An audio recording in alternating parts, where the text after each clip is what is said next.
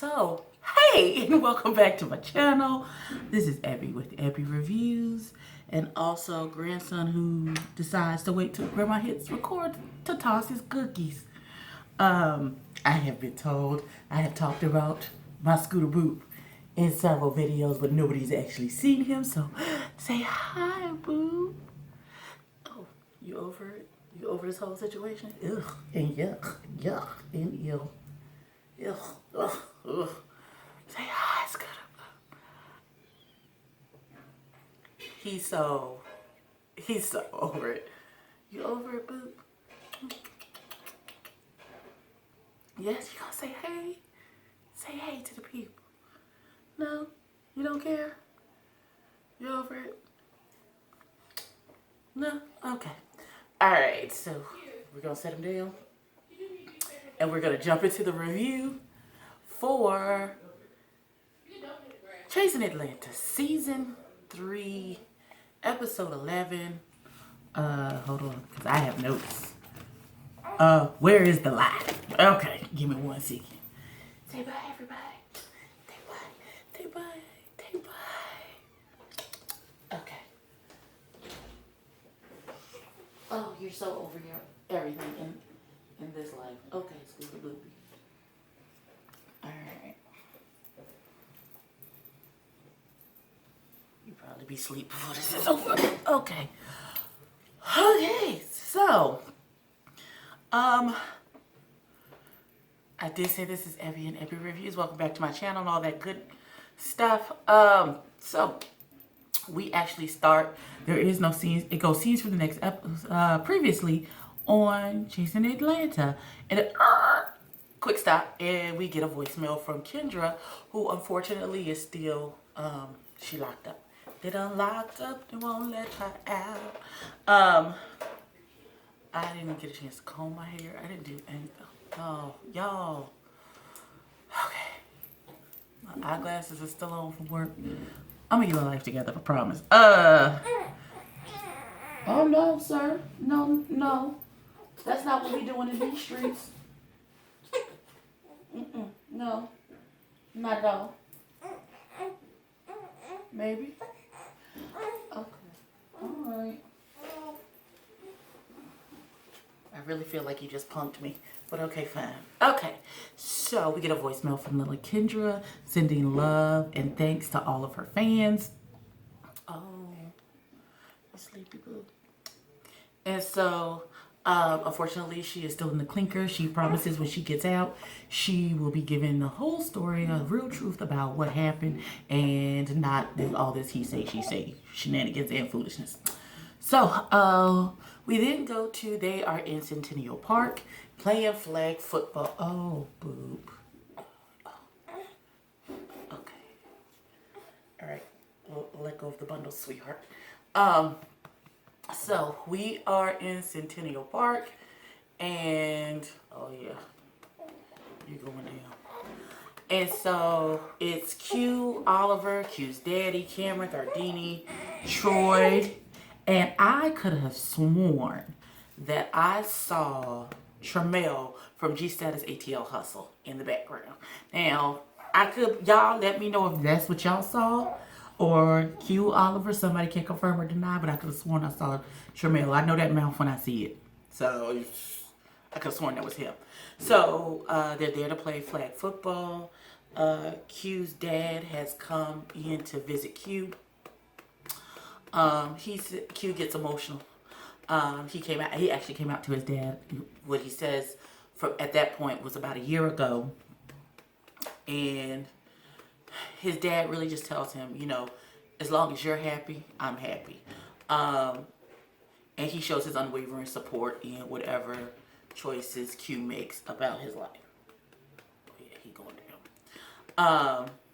So we then go to Troy, who is upset that Gardini is invited to the flag football event. And he was going to leave because he had gotten some information that Gardini had been talking about him. I don't know where this information came from. We really don't actually delve into that. I really feel like Troy is really doing the most. You've never even met Gardini. All you know is secondhand information. Oh, you're just gonna look at my face while I talk? Cool. He really doesn't know Gardini. There is just the secondhand information that he has gotten about who Gardini is and what Gardini has said. So, in having a conversation with Oliver, Oliver really tells Troy, just meet him and talk to him one-on-one. He's like, the mature thing to do is if you have a problem with somebody, then go to that person that you have a problem with, and then you work out whatever the issue is. I really felt like Troy was doing the absolute most with the absolute least, but okay, fine. So they're sitting down after the flag football game. It's Cameron, Troy, Gardini, Oliver, Q. And Gardini said, well, I haven't really said anything about you. He said, all that I know of you is that you're sexy and you got a big dick and you in a relationship. And that's all I know. And everybody, of course, takes that as a tension breaker. And they then say, okay, they break up the huddle and go about their business. All right. I feel like I give you enough time going right to sleep. Or no, you're okay, fine. All right, so Jaylon is at his store with his boo and his daddy getting ready to reopen the store. He sits down and kind of have a conversation with his dad, who, first of all, I love the fact that, we have a strong parental presence in this season of Chasing Atlanta. We've had a conversation with Oliver's mom, Q's dad, and now Jaylon's dad. So he's sitting down with his dad and explains how he fixed the LLC, LLD situation. And he says that, and he tries to explain like what is happening with his dad, and he is like, to hear people tell it, I'm always broken, blase bloom and blue to blue, and he's like, the boy is still picking with me even though I've rectified this situation in blase bloom, and he's like, he feels like he's always pleading his case, and his dad gives him some very sage information, advice. I'm a paraphrase because this is not what he said, but this is what I heard. He's like, if people are going to believe you, they're going to believe you. And if people don't want to believe you, it doesn't matter what you say or what evidence you provide, they're still not going to believe because they don't want to. And he was like, you are on two different levels. And you have two different views. And what I wrote down is, you can't explain a giraffe view to a turtle because they're just not going to get it because they're never going to see it. Catch that. So, Jaylon is talking to his dad, and he says that he is not transitioning. What he is trying to explain is that Lauren London, that's not his name. Lauren England is almost like an alter ego. It's his brand. And so, his line of whatever things he's going to sell, clothing, shoes, makeup, perfume, will be under the brand Lauren England, who he done changed his Instagram and his social medias and things to reflect that. But he is trying to explain to his dad, I like being a guy. I like my boy parts. I'm not transitioning. And he was like, I just want you to understand. And he thanks his dad for being understanding and everything. And his daddy said, he said that I love you. And I would rather have you any way that I can get you. I love you so much. I would rather have you in my life any way I can get you rather than not at all. And he's like, I don't have a heaven and hell to put you in. But if you're not transitioning, if that's not what it is, he's like, just be honest with me. Don't tell me it's one thing when it's something else. And in this branding that you're doing of yourself, don't lose yourself in it if you're not transitioning.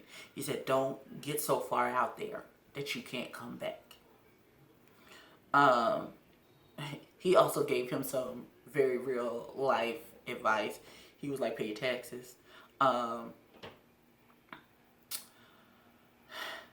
He said, the only thing I want you to be able to do with all of your businesses is help yourself, help your mama, and your sister and her new baby. He doesn't even put himself in the equation, but of course, Jaylon is not going to leave his daddy out. He actually bought him a car for Christmas, and they showed a video of him presenting the car, and his dad was just like overcome with emotion. He said, and then he then goes to explaining about paying your taxes. He's like, what you really should do is spend 10% of what you have on you, and the rest goes back into your business and paying your taxes. And that's pretty much how that scene ended. We then go to Cameron. Yeah, he gone. Cameron is styling a young man named Raheem Brazil for a magazine shoot. And Troy comes to visit him. Why do I still have 2 pages worth of notes? Cameron explains that he really, he heard that Troy was feeling a type of way because at the brunch, when he first met him, he asked him, what did he do?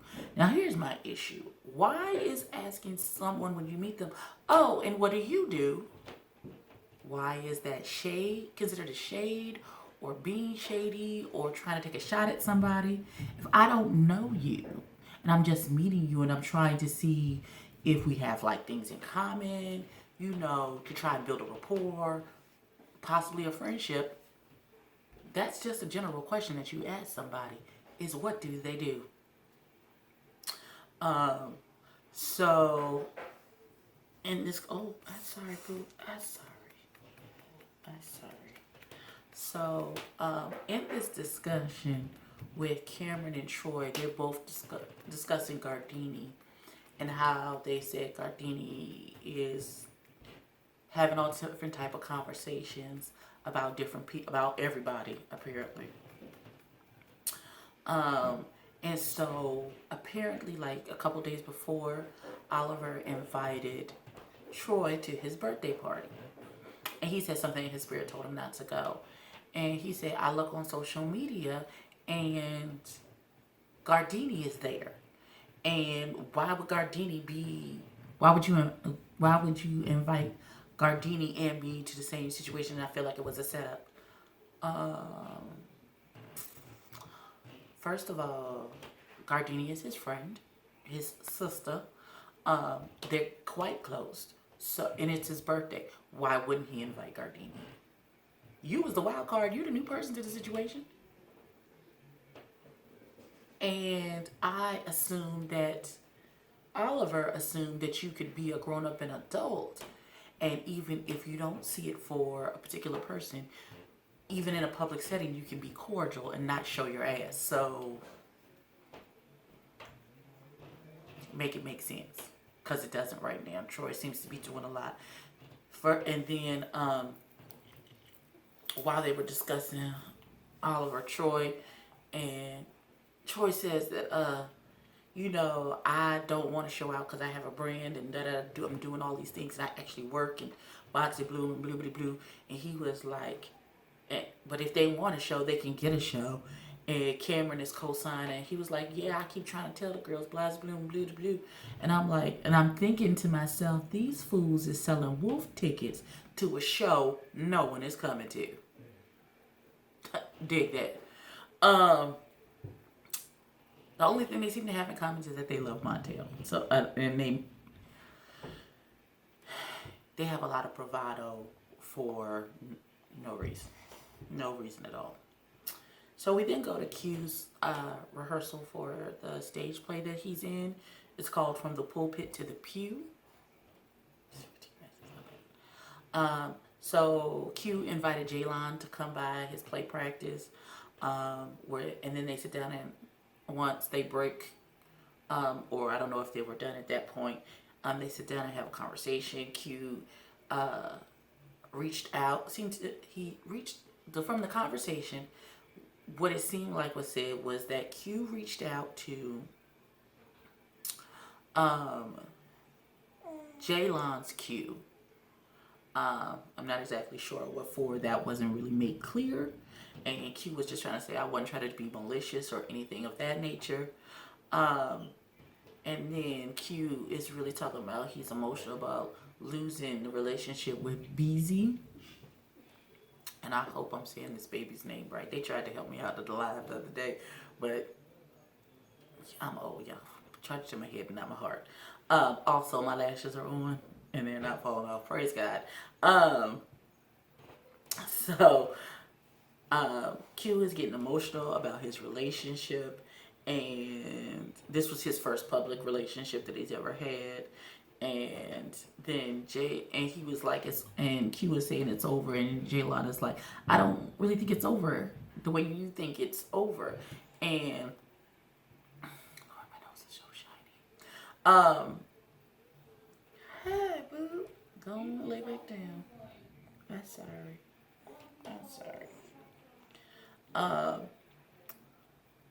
So Jaylon didn't tell Q. He was like, well, I talked to BZ the other day at the studio, and scratches, what? You talked to who about what? And he was like, the way he's making it seem like it's two very different views on the same situation. Of course, there's always three sides to a story: his side, and the truth. So I believe in an effort to try and cheer Q up, because he had been crying and upset about his situation with BZ, he then makes a suggestion that he and Q start dating, which of course he's like, no, that the Lord didn't confirm. No. And so they play around a little bit. He was like, no, kiss me. And he was like, we both single, we both bosses, we both want a wedding, we both want children. We would be the perfect couple. Kiss me. But I honestly believe that Jaylon was just kidding. So,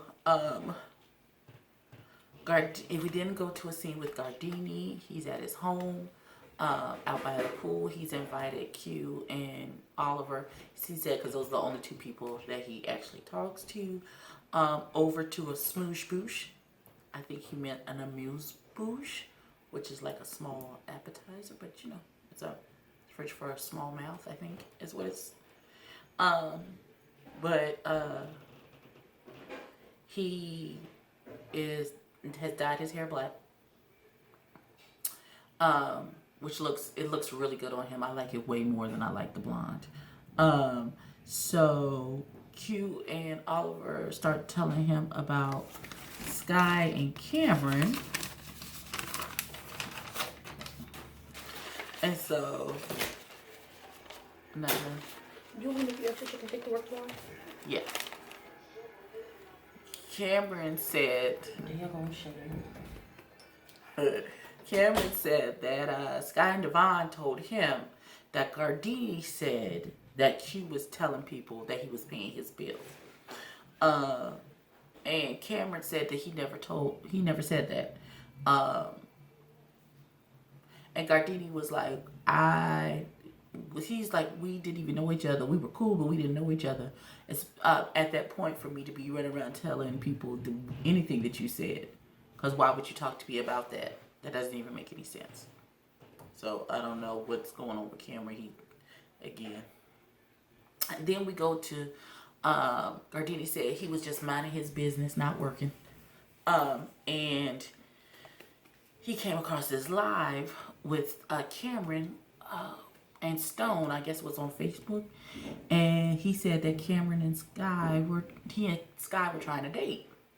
Now, Cameron did admit that Sky did admit that Cameron asked him on a date, but he wasn't really sure how that was going to work because he was messing with this one and that one, and he's too well connected to too many people for his liking and taste. So I don't know. And Gardini said first you had a Jack scandal, which I don't know what happened or what the scandal was about. And then he said you should just wash and sage and get your life together because the way it's going now, it's not that great. It's just not that great. Then Gardini starts talking about the We Were Born situation and how they uninvited him for the Pajama Jammy Jam. So here's my issue with what Gardini had to say, and I don't know if he was just saying this to save face or if he actually meant this, but you mad that you were uninvited to a party that you just said that you weren't going to anyway. So why are you mad? If you were never going to go, why are you mad? That don't even make it make sense. Make it makes it. It just doesn't. Apparently, and then Gardini goes into reading We Were Born, talk about they have no integrity, no followers, blah, blah, blue, blue, blue. Oliver says something about J. Tom was on a live somewhere, and he thought that Gardini was trolling him from another page, and I guess he cussed him out or blocked him or something. Oliver then says something that seeing some of the things that We Were Born have displayed on this season, I may start to come around and agree with that he doesn't think they're emotionally ready to handle everything that comes with like being on the show and stardom and all these other things because they're too hot-headed and they don't take time out to stop and think before they do things. They just jump out, they hear one thing and they don't go and they don't stop to think anything else.